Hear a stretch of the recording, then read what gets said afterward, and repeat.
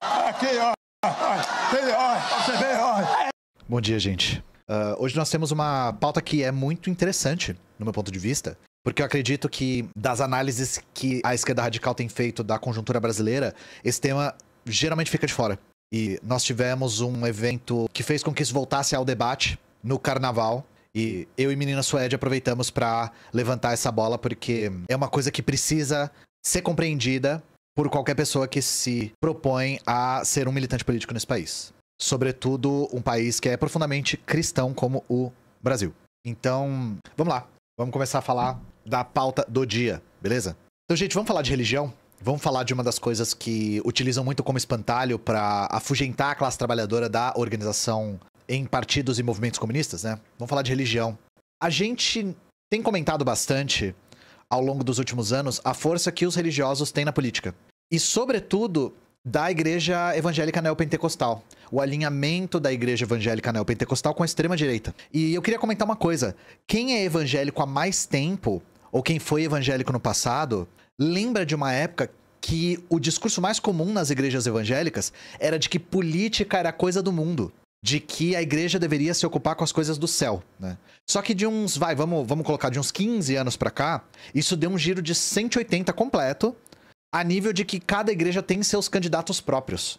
As igrejas têm vereadores, deputados, até presidente, né? Próprio. E isso não é por uma mudança particularmente ideológica da igreja, mas porque nós temos os famosos mercadores da fé. E como diria Tio Ben, com grandes poderes econômicos, vem grandes poderes políticos, né? A igreja é um baita negócio e, junto com esse poder de grande capital, a política é uma consequência inevitável. Então, vocês que foram evangélicos no passado, tal qual eu fui, lembram de quando indicar um candidato para se votar dentro de uma igreja evangélica era uma coisa que, bom, eu nunca tinha ouvido falar. Isso antes de 2010. E agora a gente vê os próprios pastores se candidatando, né? O primeiríssimo que eu vi foi o Marco Feliciano. Primeiro pastor que eu vi se candidatar e ganhar, dando uma espécie de quebra nessa lógica, foi o Marco Feliciano. E hoje em dia eu nem preciso falar, né? Nós temos uma miríade de pastores, inclusive que se apresentam como pastores fulano, né? Inclusive Marco Feliciano é o pastor Marco Feliciano. Só que apesar da gente focar muito nas igrejas evangélicas neopentecostais, quando a gente fala de política, não são só essas igrejas que estão entrando com força na política de extrema-direita. E é sobre isso que a gente quer falar hoje. A gente quer falar sobre a força de parcela da igreja católica que está se alinhando cada vez mais com a extrema-direita. Tanto padres quanto os fiéis mesmo. Só pra lembrar uma coisa pra vocês, né? O ex-charlatão e atual cadáver Olavo de Carvalho não era evangélico, ele era católico. O Bolsonaro, eu sei que não parece, mas o Bolsonaro é católico. Ele faz uma performance de evangélico. Ele foi lá afogado pelo pastor Everaldo lá no Rio Jordão. Ele participou daquela... Como é que é o nome? Descend, que é aquele Lollapalooza de crente lá. E tipo, a Michelle é evangélica. Mas Bolsonaro é católico. Então, pra vocês verem como não é uma coisa assim que é novidade eu falar pra vocês que os católicos podem sim ter alinhamento com a extrema-direita, inclusive alinharem as suas pautas religiosas com as suas pautas políticas, tá? E por que a gente resolveu falar disso especificamente hoje? Por conta de uma coisa que aconteceu no Carnaval. Deixa eu mostrar pra vocês. Frei Gilson vira centro de polêmicas, entenda, críticas ao religioso. Sacerdote reúne fiéis durante a quaresma para lives, mas internautas já apresentaram críticas ao religioso. Conheça Frei Gilson. Vamos lá. Lê um trechinho aqui. Reunindo cerca de 6,56 milhões de inscritos no seu canal do YouTube, o religioso Frei Gilson utilizou a plataforma nos últimos dias para a transmissão de lives do Rosário da Quaresma. Em seu quinto dia, nessa segunda-feira, dia 10, já atingiu 3,2 milhões de visualizações. Quem é esse cara? O Frei Gilson é um cara super jovem, de 38 anos, que começou a fazer live no YouTube durante a pandemia. E ele ficou gigante. Eu falei os números aqui, né? E eu acho que uma das coisas que ajudou bastante na popularidade dele é o que eu chamo de protocolo Padre Marcelo Rossi, que é, ele também é cantor, que é uma coisa assim meio padre, vem instalado no kit padre popular, padre famoso, também cantar uns bagulho. E se você aí tá se perguntando qual é o problema, qual é a questão, porque eu vi gente da extrema-direita falando assim: ah, o cara reuniu milhões de pessoas e aí estão chamando ele de fascista. Então, vou ler um trecho da própria matéria aqui. Uma das polêmicas levantadas nas redes sociais com a inclusão de trechos da gravação relembra as falas do Frei durante um sermão para o Dia Internacional da Mulher no sábado 8 de março. Corrigindo aqui, Dia Internacional das Mulheres Trabalhadoras. Abre aspas. Essa é a fraqueza da mulher. Ela sempre querer mais. Eu não me contento só em ter as qualidades de uma mulher. Eu quero mais. E isso é a ideologia dos mundos atuais. Disse, abre aspas de novo, vou até usar a palavra que vocês já escutaram muito, empoderamento. Eu quero mais. É claro, ver que Deus deu ao homem a liderança. Outros internautas afirmaram que trechos avulsos retiraram a fala de contexto e indicaram momentos diferentes do sermão. Ou seja, toda vez que alguém da extrema-direita fala alguma merda, aparecem os seus defensores falando assim, ei, você, passa já pra cá o contexto. Passe imediatamente esse contexto. Vocês acham que eles querem se armar pra quê? Pra apontar pra você e falar contexto imediatamente. Isso aqui é passação de pano, tá, gente? Não tá clara a mensagem aqui. O cara falou, Deus disse que o homem tem que ser líder. Ponto final. Essa é uma fraqueza da mulher. Ela sempre quer ter mais. Eu não me contento só em ter qualidades normais de uma mulher, eu quero mais. Isso é a ideologia dos mundos atuais. Uma mulher que quer mais. Eu vou até usar a palavra que vocês já escutaram muito: empoderamento. Eu quero mais. É claro ver que Deus deu ao homem a liderança. É claro ver que Deus deu ao homem um ser o chefe. Isso está na Bíblia. O homem é o chefe do lar. O homem foi dado a ele liderança. Mas a mulher tem o desejo de poder. Não é desejo de serviço, desejo de poder. Repito a palavra, empoderamento. Essa palavra é do mundo atual. Portanto, eu já começo a falar, a guerra dos sexos é ideologia pura. A guerra de masculino com feminino é diabólico. Para curar a solidão do homem, Deus fez você. Olha o texto bíblico, Gênesis 2:18. O que está escrito aí? Vou dar-lhe uma auxiliar que lhe seja adequada. Deus faz uma promessa para Adão: eu vou fazer alguém para ser sua auxiliar. Aqui você já começa a entender qual é a missão de uma mulher. Ela nasceu para auxiliar o homem. Os dois não podem viver em guerra. Os dois precisarão viver em harmonia. Você não nasceu para guerrear com homens. Você nasceu para ser uma auxiliar dos homens. Amém? E assim, não para por aí, não para na misoginia. Em outros momentos, o tal Frei Gilson aí afirmou que casamento igualitário, que é o popularmente chamado casamento gay, é uma depravação grave. Vou pedir pro Robson colocar aqui que ele estava sendo entrevistado pelo Vilela. Casamento homoafetivo. Veja, Vilela, qual é a verdade que a Igreja Católica precisa defender? Então não é a minha opinião, não é a opinião do Papa. O Papa tem que estar subordinado à Bíblia. O Papa tem que estar subordinado à verdade. O Frei Gilson, que diz que segue Cristo, tem que estar subordinado a Cristo, tem que estar subordinado à verdade. Então a Bíblia diz que é uma depravação grave.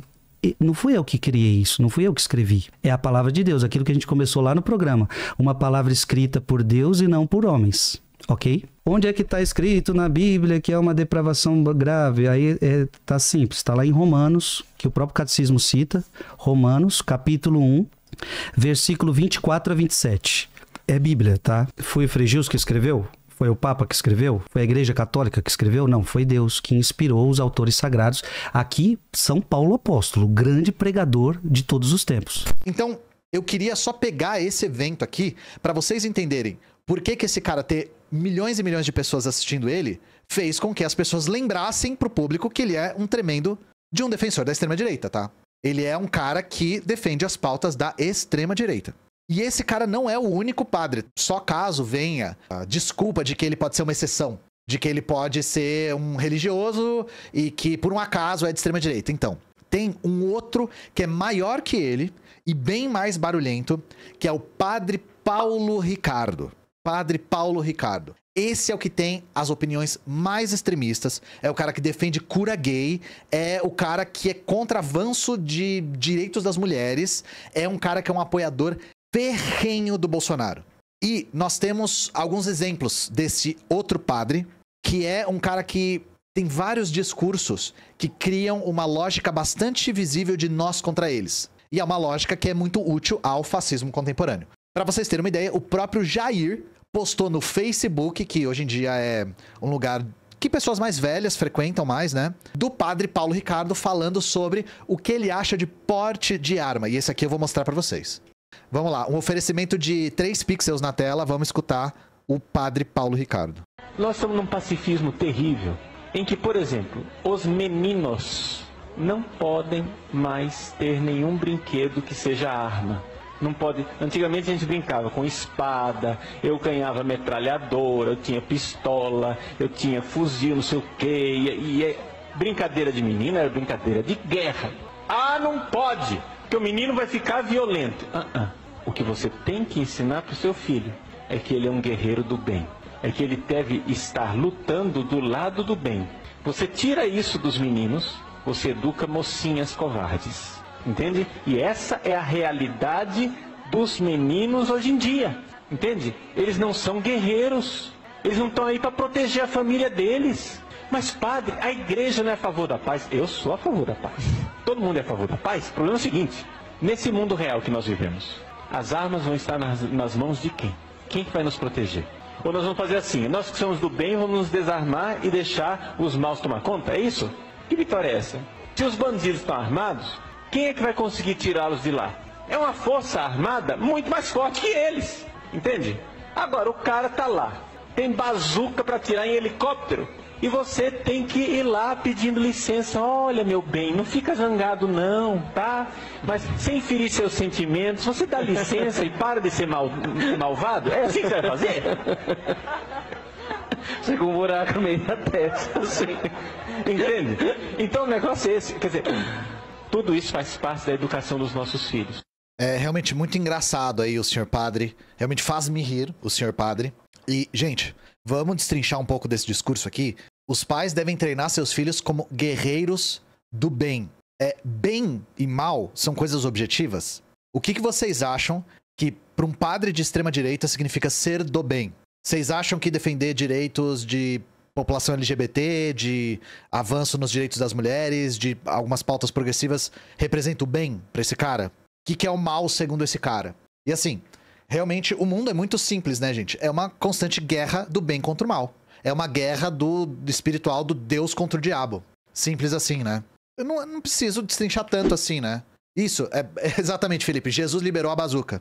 O cara tá basicamente falando assim, Jesus liberou a bazuca. E eu quero um grande sentimento de pesar aí no chat pra menina Suede que foi ouvir os sermões desse cara pra procurar trechos pra gente mostrar aqui, tá? Vou mostrar um sermão dele aqui falando a respeito de como ele enxerga essa questão de bem contra o mal. Pra vocês não acharem que eu tô inferindo nada. E assim, gente, que coisa cafona são esses sermões de padre que tem no YouTube com umas musiquinhas piegas no fundo, assim, e um tom de voz sereno. É um negócio... mundial onde Vamos lá. todas as religiões colhem um aspecto de Deus. Jesus não é um aspecto de Deus, ele é Deus. Então nós temos uma coisa que nenhuma religião tem. Nós temos Deus histórico. Nós temos Deus que veio aqui na história. E, portanto, nós precisamos aceitá-lo, e é essa a obra do Espírito Santo. E qual é a obra de Satanás? Convencer as pessoas que isso é uma grande abominação, que o cristianismo é um grande erro. Portanto, Satanás quer inspirar teólogos modernos para transformar o cristianismo numa religião igual às outras, acrescentar água no cristianismo, diluir o cristianismo, para que ele perca essa densidade de verdade. Deu pra entender, gente? O extremismo aqui do discurso, deu pra entender? Porque se não deu, eu vou aqui repetir. O projeto de Satanás é tolerância religiosa. O projeto de Satanás é colocar o cristianismo como mais uma religião, e não a única religião, a única verdadeira, que deve ser imposta. E pela postura dele a respeito de armas, imposta como? E, gente, eu vou mais longe aqui, tá? Não é qualquer cristianismo. São os cristãos tradicionais. Ele fala isso em outros trechos aqui, vou poupar vocês, mas aqui ele fala: os cristãos verdadeiros são os tradicionais. A única religião verdadeira é o catolicismo tradicional. Liberdade religiosa é projeto de Satanás. E aí, olha que curioso. Vocês acham que o padre Paulo Ricardo pensa o quê do Malafaia? Vocês acham que o padre Paulo Ricardo pensa o quê do Malafaia? Os dois apoiam o mesmíssimo projeto político, que é avançar pautas reacionárias. Só que o Paulo Ricardo acha que o Malafaia é um herege, tá? No canal dele, ele fala o tempo todo contra a forma como os protestantes entendem a fé cristã. A gente não pode falar, isso é um equívoco de análise, falar sobre os cristãos de extrema-direita no geral como se eles concordassem em tudo. O bolsonarismo é o projeto fascista que teve tração no Brasil. Eles embarcaram nesse projeto porque é um projeto que tem apoio popular. E aqui é que eu quero trazer uma coisa um pouquinho mais histórica pra vocês. E aí, né? Eu abri live pra falar sobre como existe católico de extrema-direita? Não. Eu não quis abrir live só pra falar, olha esse padre, olha esse outro padre, olha como eles são de extrema-direita. Da onde vem esse pensamento? Qual é a origem desse pensamento? Desde quando ele existe? E como que ele se constituiu na sociedade brasileira? O que significa ser católico tradicional? Como que uma pessoa se identifica como um católico tradicional? Então eu quero dar um pequeno panorama histórico, bem pequeno, e eu não sou teólogo, tá, gente? Então não vou entrar muito nesse mérito.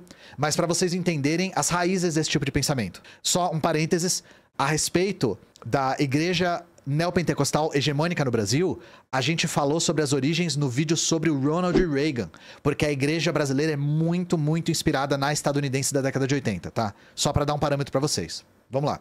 O marco que a gente tem aqui é a década de 60. Antes de 1960, a igreja católica era bastante diferente do que é hoje. A grande virada da igreja católica, que conforma a igreja católica como nós conhecemos hoje, foi por conta do Concílio Vaticano II. Então eu vou mostrar para vocês aqui. E são fontes deles, tá? 60 anos atrás, o primeiro ato do concílio, porta da igreja aberta para o mundo. Desejado vivamente por São João XXIII e concluído por São Paulo VI, o Concílio Vaticano II iniciou seus trabalhos em 11 de outubro de 62, foi até 65. Evento cuja força propulsora não se esgotou, como tem sido constantemente reafirmado pelo magistério de todos os pontificados posteriores. A direção da caminhada, nas palavras do Papa Roccalli, descer ao tempo presente, com o remédio da misericórdia mais do que da severidade. Por trás de toda a pompa, aqui, por trás de todo o discurso proselitista, o Concílio Vaticano II foi uma iniciativa da igreja para se modernizar. Na década de 60, o mundo passava por mudanças muito rápidas, a cultura de massa, tipo cinema, rádio, indústria musical, vocês conhecem, estava crescendo vertiginosamente em todo o mundo, a contracultura estava surgindo e a igreja estava parecendo uma relíquia do passado distante. Então, intelectuais, cardeais, teólogos da igreja se reúnem para reformar os ritos do catolicismo. E é nessa reforma que muitas coisas da igreja católica contemporânea se conformam. Por exemplo, uma coisa que para nós parece um contrassenso, mas que não era comum. As missas eram realizadas em latim. Agora as missas poderiam ser realizadas em idiomas locais, em vernáculo. Outra coisa, eles abandonaram a ideia de que foram os judeus que mataram Jesus Cristo. E isso foi muito propulsionado também pelo Holocausto. Então era uma modernização desse discurso, tá? E também, aí vocês vão entender onde as peças se encaixam, foi abolida essa ideia de que a igreja católica é a única via para a salvação em Jesus Cristo. Foi aceita a possibilidade de conhecer Deus em outras religiões. E aí, se vocês estavam prestando atenção, vocês estão entendendo onde o discurso do padre Paulo Ricardo estava querendo chegar? Estão entendendo? Outra coisa que foi feita nessa época foi permitir meios de comunicação de massa para atingir mais fiéis. Porque nós estávamos adentrando na era da comunicação de massa. Da TV, do rádio, do cinema, etc, né? É aí que surge padre cantor. Ou vocês acham que tinha padre cantor antes? Caso vocês queiram estudar isso, não sei por que fariam, mas caso vocês queiram estudar, esse vídeo não é um vídeo de teologia, tá? Tem toda a documentação do Concílio Vaticano II aqui, ó. Toda a documentação tá aqui. Se vocês quiserem consultar isso, podem consultar. O que acontece nessa época? Essas reformas não foram aceitas por uma parcela bem grande dos padres e dos cardeais. E aí começa uma reorganização de uma reação conservadora. O mais relevante foi o arcebispo francês Marcel Lefebvre, que organizou a Fraternidade Sacerdotal São Pio X. Qual que era o objetivo dessa fraternidade? Vou mostrar a fonte aqui para vocês também. A Fraternidade Sacerdotal São Pio X é uma congregação de sacerdotes católicos, tá aqui. Fraternidade Sacerdotal São Pio X é uma congregação de sacerdotes católicos fundada por Dom Marcel Lefebvre em 70.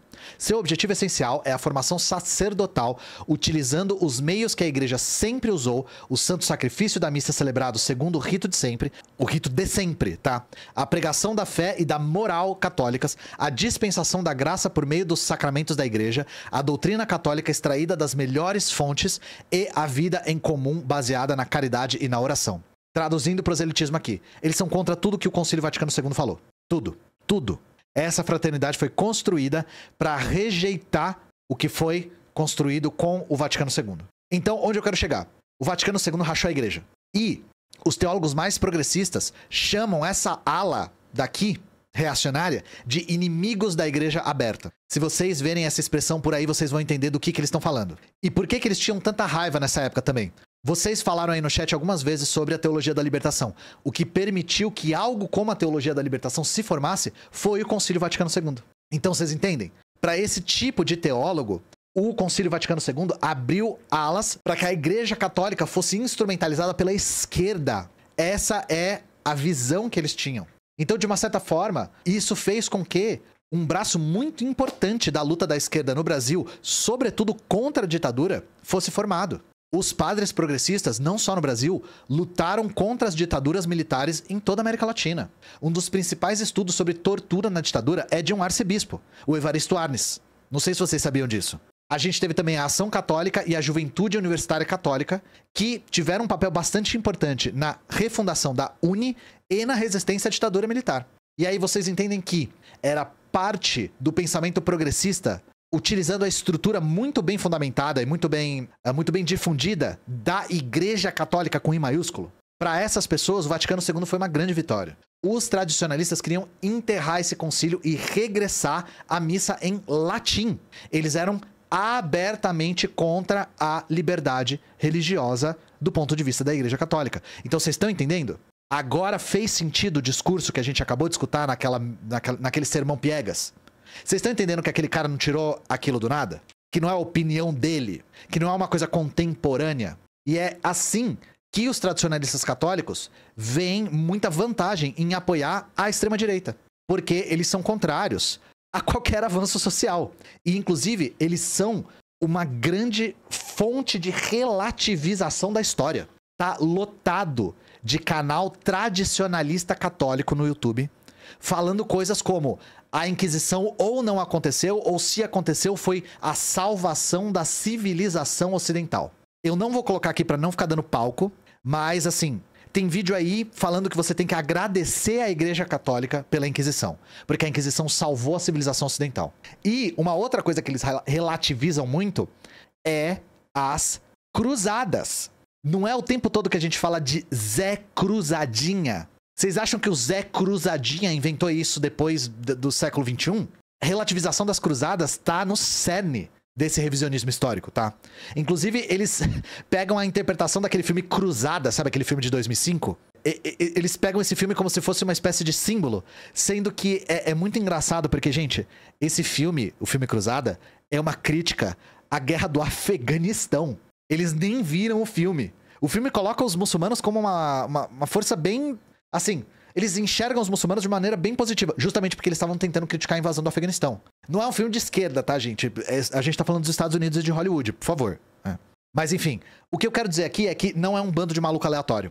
Não é um bando de maluco aleatório. O que esses caras estão querendo fazer é disputar os fiéis da Igreja Católica. Esse vídeo aqui que eu vou mostrar pra vocês, esse aqui não tem como eu dar palco, porque é um vídeo gigantesco. Dá uma olhada. Esse vídeo aqui é um exemplo.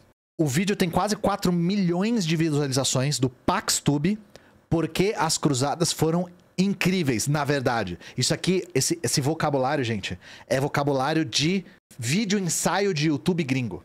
Os caras estão adaptando a linguagem contemporânea para tentar disputar a consciência dos fiéis pro lado conservador da Igreja Católica. E eu quero fazer um parênteses aqui. Gente, qual foi o concílio que permitiu que a Igreja Católica utilizasse meios de comunicação de massa para atingir os seus fiéis? Não é o concílio que esses caras odeiam? Vocês não acham muito irônico um cara conservador como Frei Gilson utilizar CD de música para propagar a sua fé, sendo que o que permitiu isso é o concílio que ele não gosta? Enfim, a hipocrisia, não é? Chat do meu coração. Enfim, o que esse vídeo aqui tá falando? É a luta do Ocidente contra o Oriente, as cruzadas representam basicamente o combate à heresia. Lembra que a intolerância religiosa com as demais religiões é uma pedra angular desse conservadorismo católico? Então, vocês acham que eles enxergam os muçulmanos como? Para eles, a verdadeira fé, a única fé que deve ser imposta é a fé católica tradicional. Então, gente, só para retomar aqui. Por que vocês acham que é importante para esses caras disputarem a consciência dos fiéis? Porque a gente tá falando de uma religião que tem mais de 1 bilhão de fiéis no mundo. Vocês acham que disputar a consciência dessas pessoas não é fundamental para qualquer movimento político? Disputar a consciência dos católicos é fundamental para qualquer projeto político. Qualquer projeto político. É isso que esses caras estão fazendo. É por isso que esses caras, que Frei Gilson, que Paulo Ricardo, recebem tanta atenção de políticos reacionários como o Bolsonaro. Por isso que o Bolsonaro compartilha ele. Aqui no Brasil, por exemplo, ainda existe bastante esse combate às alas mais progressistas da igreja. Uma das organizações que eles categorizam como esquerdista é a Conferência Nacional dos Bispos do Brasil, a CNBB, famosa CNBB. Dá uma olhada. Isso aqui é um post de blog, mas ele resume muito bem a maneira como os católicos conservadores enxergam a CNBB. E que fique claro que são católicos combatendo outros católicos, tá? Ó só a foto que eles colocam, gente. A foto é um monte de black bloc botando fogo numa igreja. Eu vou ler uns trechos aqui, ó. De novo, é postagem de blog, mas resume muito bem o ponto de vista deles. Por alguma razão que realmente não conseguimos entender, já o tentamos e muito, os bispos da CNBB vivem em guerra contra toda e qualquer pessoa ou grupo que se atreva a adotar uma postura minimamente conservadora ou que pretenda viver a fé católica de um modo simplesmente ortodoxo, observando a tradição, com T maiúsculo, e aquilo que todos os santos ensinaram. Se não conseguimos encontrar sentido nessa atitude dos bispos, é porque eles mesmos, assim como o Papa atual, são absolutamente tolerantes para com todo e qualquer tipo de tendência religiosa não católica. E isso é um fato incontestável. De uma maneira totalmente oposta àquilo que a igreja sempre creu e ensinou, desde os apóstolos até o Vaticano II... Por isso que eu falei que isso aqui é um excelente resumo. Esses homens desejam e se empenham, antes de tudo e mais do que tudo, pela união fraterna entre todos os homens de toda e qualquer religião, que confesse todo e qualquer credo, incluindo ateus, e como fez questão de pregar Francisco recentemente, os hereges e os apóstatas e blasfemadores. Olha, gente, olha que coisa horrorosa. Esses malditos defendem que todos os homens devem ter uma união fraterna. Que coisa mais maluca, não é, gente? Que coisa mais impensável. Segundo esses caras, tolerância religiosa, inclusive com outras alas da própria Igreja Católica, é ir contra o que os apóstolos ensinaram. E vocês conseguiram ver uma coisa importante aqui. Eles odeiam o Papa Francisco. Eles odeiam o Papa Francisco. Porque o Papa Francisco, em relação aos papas anteriores, principalmente o Bento XVI, que era inclusive contra o Vaticano II, é um cara bastante progressista. E, inclusive, para vocês verem como as coisas se convergem, como a extrema-direita e essa ala da Igreja Católica se convergem, o Steve Bannon já falou contra o Papa Francisco. Vocês acham que o Steve Bannon se importa com isso? Vocês acham que o Steve Bannon se importa com o que a Igreja Católica faz ou deixa de fazer?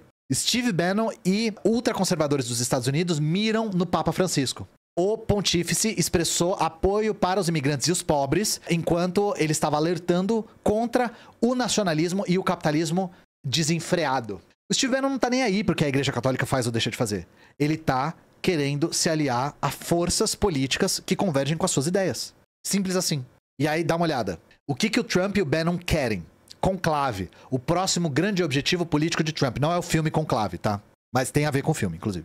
Permeado por católicos ultraconservadores e tradicionalistas, o governo de Donald Trump colocou o conclave como seu próximo grande objetivo político. Com a participação da diplomacia americana, de deputados de base mais conservadora e uma rede de entidades e religiosos, a Casa Branca tenta influenciar a direção que pode tomar a escolha do novo Papa, caso Francisco tenha de renunciar ou não sobreviva a seus problemas de saúde. Fontes em Washington confirmaram ao UOL que os trabalhos já começaram. Ainda em dezembro, Trump anunciou a escolha de Brian Birch como o embaixador dos Estados Unidos na Santa Sé. No Vaticano, o gesto foi considerado como uma declaração de guerra contra o Papa Francisco e sua linha de atuação. Gente, um dos objetivos do Trump é emplacar um Papa. É emplacar um Papa reacionário, inclusive aproveitando que o Francisco tá doente pra caceta. Aí agora me diz, vocês acham que o Trump tá preocupado com tradição católica? Sabe com o que ele tá preocupado? com o movimento de extrema-direita ocupar todos os postos que estejam disponíveis, tá? Não existe espaço vazio para a extrema-direita. Vou repetir. 1 bilhão de fiéis. Um papa tradicionalista com pautas reacionárias, com pautas atrasadas, é um elemento fundamental na disputa pela consciência política em vários países, não é só nos Estados Unidos. A extrema-direita, com um papa tradicionalista, vai contar com uma estrutura gigantesca, transnacional, da Igreja Católica. O que aconteceu na semana passada com a live do Frei Gilson é um sintoma dessa disputa. Esse tradicionalismo é linha auxiliar da extrema-direita. É uma forma tática e vice-versa, uma mão lava a outra. Esses políticos de extrema-direita sequer são católicos, tá? O Trump não é católico. Só que eles têm objetivos que convergem. É o libera geral armamentista, e vocês não precisam acreditar em mim, a gente acabou de ver o vídeo falando sobre isso. É repressão de direitos de minorias, é retrocesso de direitos de mulheres, é relegar a mulher a um espaço social muito restrito. Vocês conhecem toda a agenda. E aí eu quero, pra finalizar, dizer uma coisa aqui. E aí, gente? E daí? O que a gente faz a respeito disso? Qual deve ser a nossa postura a respeito de religião? Primeiro, é necessário que a gente se alie com as alas progressistas das igrejas. A gente tem que se aliar com as alas progressistas da Igreja Católica. A gente tem que se aliar com as alas progressistas da Igreja Evangélica. E sem nunca abdicar de uma coisa que é fundamental para qualquer projeto político de esquerda que se preze: a defesa inegociável do Estado laico. É apenas um Estado laico que vai permitir liberdade de fé para as pessoas. Nenhuma religião pode ser privilegiada. Religião não é assunto de Estado. A gente não deve perder nosso tempo disputando pastor e padre de extrema-direita, dando isenção de imposto, dando regalia política, mas sim disputar a consciência dos fiéis. A esmagadora maioria dos fiéis das igrejas são trabalhadores, que sofrem tudo que qualquer trabalhador sofre. Não tem segredo, é trabalho se aproximando dessas pessoas defendendo pautas de classe trabalhadora. Não é tentando agradar lideranças de extrema-direita na esperança de que eles um dia venham para o nosso lado. Não é uma questão de convicção, é uma questão de capital. Esses pastores de denominações gigantes não são pastores, são empresários. Os interesses deles são de classe. Só que eu vou repetir, para que fique claro. A gente tem que se aliar com essas alas sem nunca recuar na defesa do Estado laico. Sem nunca recuar nessa defesa. A posição de liberdade religiosa é inegociável. Lembra que a gente falou que não existe espaço político vazio? Exatamente. A gente tem que combater o fascismo onde quer que ele esteja, dentro e fora da igreja, e a gente não pode achar que todo fiel de igreja católica ou igreja evangélica é um caso de consciência perdida. Não é. Porque, novamente, a raiz de classe que está dentro dessas denominações, dentro dos fiéis dessas denominações, é intransponível. E isso não é uma coisa que a gente está fazendo de agora, tá? É uma tremenda de uma ingenuidade ignorar o papel que a Igreja Católica tem, político e cultural, em países da América Latina, sobretudo o Brasil. Então o que a gente tem que fazer é escancarar a questão de classes, tá? Escancarar. Mas como faz isso se eles acreditam que o Estado tem que ser pautado na religião deles? Os fiéis nem sempre acreditam que o Estado tem que ser pautado na religião deles. Eu acabei de falar sobre o Vaticano II e como o Vaticano II defende que as pessoas têm o direito de professar a sua fé, mesmo se ela não for católica. Belezinha? Muitos fiéis são contra o porte de arma e votaram no Bolsonaro. Muitos fiéis são contra o divórcio e votaram no Bolsonaro. Como funciona a religião em países socialistas atuais? Eu não sei em todos. Mas, por exemplo, na União Soviética, a primeira coisa que eles fizeram foi purgar todos os elementos da igreja ortodoxa de dentro do Estado. E eles começaram a cobrar imposto das igrejas. Boa parte dos principais líderes da igreja ortodoxa se aliaram com as forças do czar e com o exército branco. Então eles foram presos, perseguidos, expulsos, não por serem padres, mas por serem aliados políticos de forças reacionárias. Aí, frequentemente, isso é distorcido como intolerância religiosa. E tem gente que acredita que as políticas de propaganda dos bolcheviques eram muito radicais, porque eles defendiam o ateísmo militante. O ateísmo era muito encorajado na sociedade soviética, mas isso é porque a gente vive num mundo que tem o Estado laico, pelo menos formal, garantido na Constituição há muito tempo. A gente não sabe ou pelo menos a gente não se atenta a como era viver num mundo no qual a separação entre igreja e Estado não era garantido pela Constituição. Os bolcheviques viviam num mundo no qual a igreja ortodoxa influenciava nas políticas do Estado e isso era explícito. Então é por isso que eles tinham esse ateísmo militante. Eles viviam em outra realidade, gente. A maneira como a igreja ortodoxa se imbricava com a estrutura política do czarismo era muito mais... A gente não sabia onde uma começava e outra terminava. Então, os bolcheviques eram ateus militantes por conta disso. O impacto que a igreja ortodoxa tinha na sociedade deles era muito mais profundo. E muda muito de sociedade para sociedade, tá, gente? Na Coreia Popular, o ateísmo é, digamos assim, a identificação mais comum. Só que em Cuba, acho que quase 70% da população é católica. Depende. Formações culturais diferentes. Cuba foi uma colônia espanhola que era uma potência colonizadora, uma potência imperial católica.